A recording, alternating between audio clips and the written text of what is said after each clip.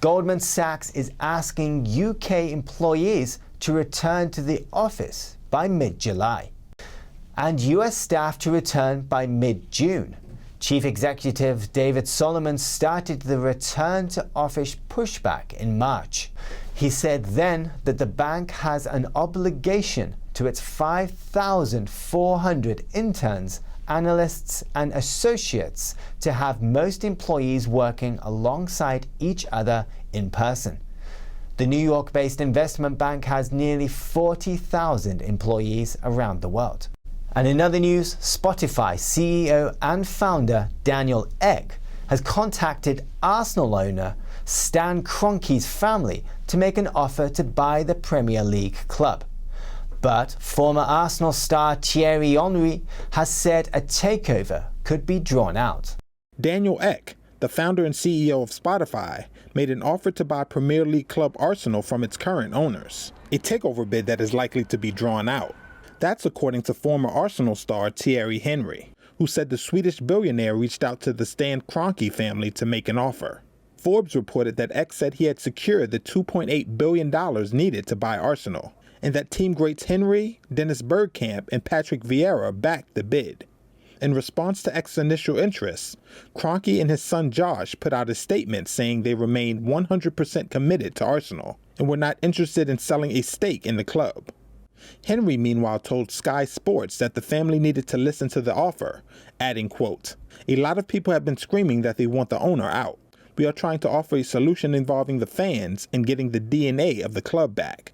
Arsenal's among 6 English clubs who signed up for the proposed European Super League project, before withdrawing amid a storm of protests from fans, players, and the British government.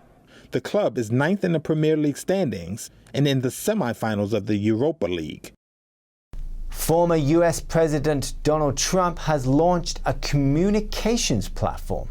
This is after he was banned from Twitter and other social media sites 5 months ago. It came ahead of Facebook's board reviewing today whether or not to make his ban on that platform permanent. The platform is on Trump's personal website, and it includes social media-like posts that can be shared. A video introducing the platform says it's a place to speak freely and safely straight from the desk of Donald J. Trump. Currently, it's not possible to create user accounts or reply to Trump's post. It's not clear whether it will be developed into a full-fledged social media website. And in other news, a new report shows that Chinese banks are linked to deforestation globally. Some say Chinese leader Xi Jinping's recent pledge to protect the environment is an empty promise. NTD's Patrick Hayden takes a look. Chinese banks are being accused of funding deforestation around the world. A new study from Forest and Finance says Chinese banks provided $15 billion between 2016 and 2020 to industries involved in deforestation. That's in Asia, Brazil and Africa. China was second only to Brazil, but Brazil's funding mostly stayed within the country, unlike China's. So when Xi Jinping joined President Biden's climate change conference in April and pledged to strictly limit coal consumption in the next 5 years, it was understandably greeted with skepticism. US lawmakers also point out that China is funding fossil fuel initiatives globally. The head of Forest and Finance, Tom Pickens, says, "The world's big economies talk big on climate change, yet continue to turn a blind eye to their own banks funding tropical deforestation." He also said even if banks are found to be knowingly funding illegal deforestation overseas, there are few ramifications. Patrick Hayden, NTD News. Some of China's top visitor destinations saw holiday travel peak at the weekend. The country claims to have recovered from the CCP virus despite discoveries of the India variant in several cities. NTD's Tiffany Meyer has more. Tourist attractions in China are seeing a record number of visitors right now. Videos circulating online show tourists packing attractions across the country, like the Great Wall and the Forbidden Kingdom in the north, and the West Lake and the city of Shanghai along the coast. Authorities say travelers are expected to make over 200 million trips domestically. That's an uptick compared to 2 years ago. The travel peak comes as Chinese authorities are discovering the new Indian variant of the CCP virus in a number of cities. India first detected this variant, and the country is now struggling with a surge in virus cases. India's health system is now overloaded, and some patients died before they get to see a doctor. Although it is unclear if the new variant is what drove the spike in India, a top Chinese health official is warning the public not to let down their guard. Italy's island of Capri is known as the Blue Island because of the water surrounding it.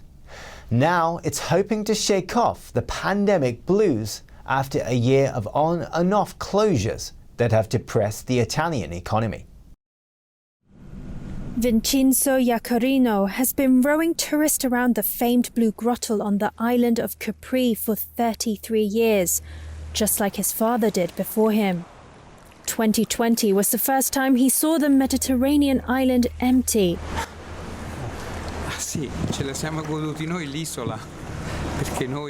Yes, we've been able to enjoy the island ourselves because usually for us Caprese, it's very difficult to enjoy this island. With the pandemic, one could go for walks. Look at the grotto without boats. It's beautiful. But how can I say it? It doesn't work. According to official data, Capri's visitor numbers plunged by about 70% compared to 2019, before the global health crisis hit. Now the tourist destination, made famous by superstars such as Audrey Hepburn and Sophia Loren, is slowly reopening, hoping to shake off the blues after a year of on and off closures. Optimism bubbles among luxury fashion shops and top-tier accommodation, like the 5-star Punta Tragara hotel. I can sense a positive spirit, a spirit of recovery. So for the upcoming month of May, when more or less all of the island's businesses will reopen, this gives me hope, and maybe this anxiety will not be part of our baggage anymore. The European Union has said American visitors, a traditional mainstay for Capri's tourist season, can travel to member countries this year if they have been vaccinated. For Federico, the global health crisis has left its mark, and the island is ready to recover from it as fast as possible. This week marks the 200th anniversary of Napoleon's death. Although he still divides public opinion, to many he's a hero with a long-lasting legacy. NTD's France correspondent David Vivez reports.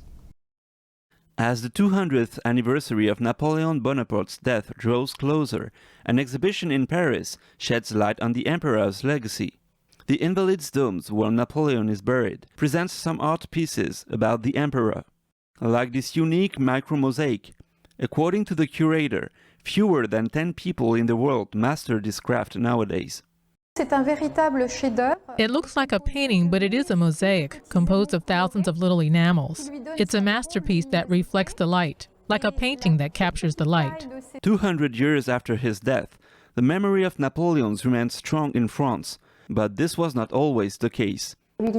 After his death, it took time for Napoleon to be rehabilitated. The man who had a reputation of being an eater of men suddenly became a martyr, even like a saint. Following a series of successful conquests across Europe, the French emperor met disaster in 1812. He lost more than 400,000 men when he tried to invade Russia. Although the emperor won around 60 battles during his life, his victories forced European countries to band together to resist him. The decisive defeat eventually led him to abdicate. The British banished him to the remote island of St. Helena in the South Atlantic, where he died. He wrote his memoir on the island, part of his effort to save his legacy as a military genius and visionary leader. Napoleon wrote his memoirs, and that's how he was born as a legend. In 1840, Napoleon's remains were brought back here to the Invalids' Dome. Napoleon's remains were brought back to France to be buried as his last wish said. I want to repose in my land, France, near the French people who I loved so much. A last wish honored. Here under a cathedral built by French King Louis XIV, the emperor now rests. David Vivez, NTD News, Paris. A statue and death mask of Napoleon Bonaparte have been cleaned and conserved ahead of the 200th anniversary of his death. The bronze death mask is a direct impression of the military leader's face and was made upon his death on the 5th of May 1821. The 11-foot tall statue was crafted by Italian artist Antonio Canova and depicts Napoleon as the Roman god Mars. Both are displayed at Apsley House right in the heart of London at Hyde Park Corner. English Heritage staff work to keep the items in good condition. Apsley House reopens on the 19th of May. That's the news for today, and thanks for tuning in. I'm Stuart Leith.